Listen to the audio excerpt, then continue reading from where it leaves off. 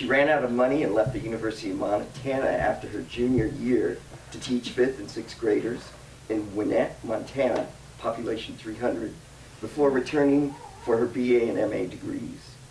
Her fiction collection, Runaway, won a Pacific Northwest Booksellers Award, as did her memoir, All But the Waltz, essays on Montana family. Her short fiction has appeared in the O. Henry Prize Collection and Best American Short Stories. A novel, Jackalope Dreams, won the 2008 Western Heritage Award. Other awards include the Western Literature Association's Lifetime Achievement Award. And her most recent book is This Is Not the Ivy League, a memoir. Of course, she is one of our great teachers in UI, and I have learned that this will be Mary Blue's last year before she retires. So she will be dearly missed, but I wanted to please everyone welcome Mary Blue.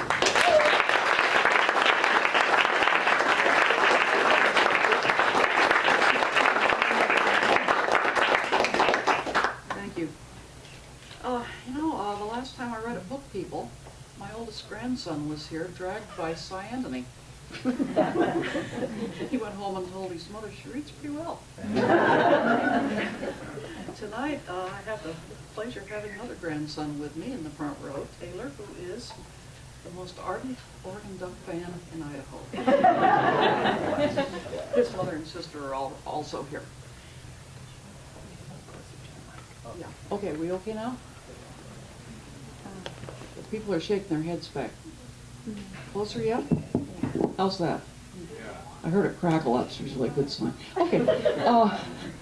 I'm going to read just a little bit from a novel in progress, which doesn't have a title, but I'm thinking of calling it Big Piano Playing Hands.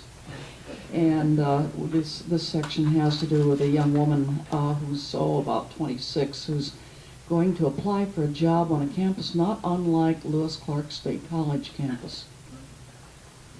Mrs. Pence, that's her old piano teacher with whom she's boarding for the moment, Mrs. Pence had gotten a campus map and shown me where to park and how to find the Office of Student Accounting.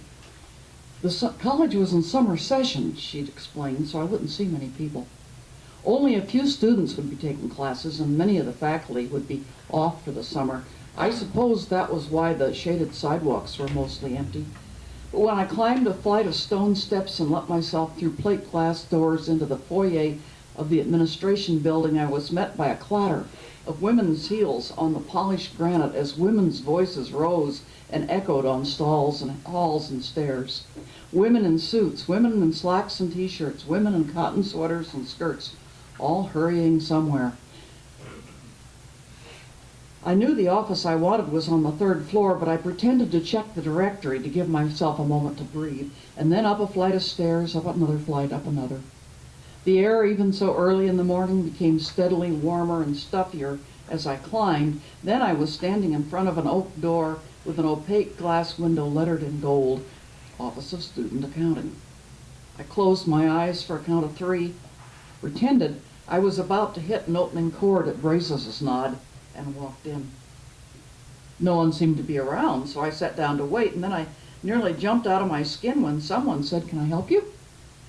A woman straightened from a coffee pot where she'd been adding water. She couldn't have been more than 5 feet tall. It was no wonder I didn't see her bending down on the other side of the counter, but her tone made it clear she was in charge of this space. "I'm Ruth Gervais. I'm here to apply for the data entry job." "Oh yes," I see. She handed me a clipboard with some forms. "You can fill these out. The coffee takes about 15 minutes. I took the clipboard and form and the ballpoint pen she gave me. Name, address, social security number, date of birth, level of education. I was pondering how to answer the question on work experience when a very young woman burst through the door in a blaze of color, orange jeans and a yellow t-shirt and a cascade of maroon ringlets. "Oh, Jamie," she gasped, "I'm sorry, I'm so frickin' late." "You better start doing something about it," said the small woman. "Coffee?" "I'm dying for coffee. Zach wouldn't let me stop at the drive-in." She turned and stared at me as I wrote keyboard player in a country band on the form added some dates, and handed the clipboard back to the small woman called Jamie. She glanced through it, paused on my final answer, then laid the form in a wire basket. Can you type? Yes. Come back here and show me.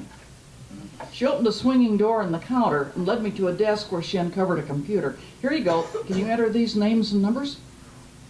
I sat down at the computer keyboard and flexed my fingers. I had big piano-playing hands with a broad reach, just like Mrs. Pence's. I hadn't done any typing since I dropped out of high school, but Mrs. Pence had me practice on her laptop keyboard last night, and I knew I'd be okay. Accuracy and speed on a computer keyboard were a treat for a pianist. The names and numbers on Jamie's pages required just enough attention to keep my mind on track while my hands and fingers took over the work. The computer screen filled, and I felt saved in the file that Jamie indicated, and tap, tap, tap through the next page. The rhythm lulled me, and I tap, tap, tapped on and on. If this were the most that was required of me, I might actually be able to do this work, if keyboard player in a country band didn't rule me out. Stop, Jamie was shouting. Stop, that's good. I hit save one last time, folded my hands on my lap, and surfaced back into the office. Jamie and the young woman with the maroon ringlets were staring at me. Wow, said the young woman, I never saw anybody type that fast.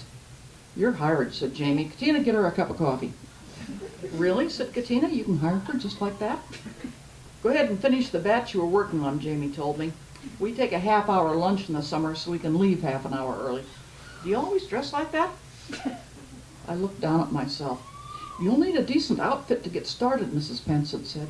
She'd gone over her checkbook register and pursed her lips and finally decided she could manage the black skirt and black-heeled shoes and hose and what she called blouses, one in black and one in a subdued blue that I could alternate. Until your payday, she said as she combed back my hair and pinned it in a knot. We're pretty informal here in the summer, said Jamie. Thanks.